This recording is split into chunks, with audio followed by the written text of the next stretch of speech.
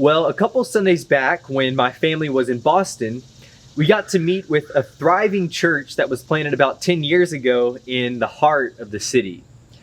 That morning, to make sure that we found the right place, I left ahead of my family, walked up to the entrance, and attempted to open the door, only to find it locked. So, questioning whether or not I had the right address, I then went frantically searching all up and down the streets of Boston, only to return to the very same entrance and once again found it to be locked. Now, the reason was because I came just a little too early before the nonprofit center unlocked the doors, but I do think my experience serves as a helpful analogy for us. Do you ever think that some people feel locked out of church? One of the most fundamental needs to our existence is belonging. And so many search all over to find some community to belong to.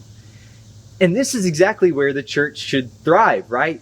Making others feel seen and welcome, giving others our time, listening to their life story, opening up our homes, offering up our beds, inviting people into our lives, showing them hospitality, loving the stranger, loving the people who aren't like you. However, instead of finding an open door, I think that many people find the door to be locked.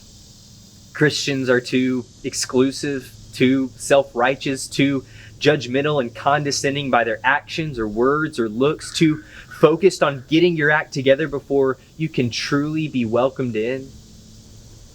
And maybe that's not all exactly true of us, but I do think that's what many experience. We're locked out, and it feels like maybe the Christians would prefer to keep it that way. So, how can we change that? And I mean that as a serious question. Maybe you have ideas. Maybe you know what it takes, not just to talk about the lost, but to actually love and embrace them and connect them to Jesus. Maybe you know how to unlock the door for the people who want to find belonging the most. But whatever ideas you have, maybe it all starts with this: loving one another.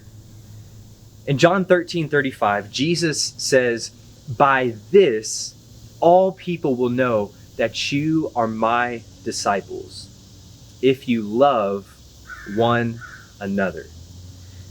See, when we truly belong to one another, the world will know that we belong to Jesus. And when we extend belonging to them, they find belonging in Him. And those words aren't just abstract ideas, they can become a beautiful reality within the church. Churches like the one in Boston that started out with just 3 faithful families committed to loving one another and extending their love to the stranger. And now that church has more than quadrupled in size, and over half of their members are first-generation Christians. And when I asked one of the founders what their key to success was, her response was one word: hospitality.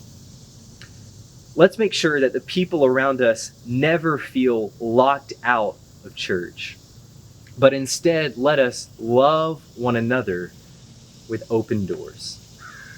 So here's one challenge before we go. Identify just one person or family from within the church and one person or family from outside the church that you can show hospitality to this week.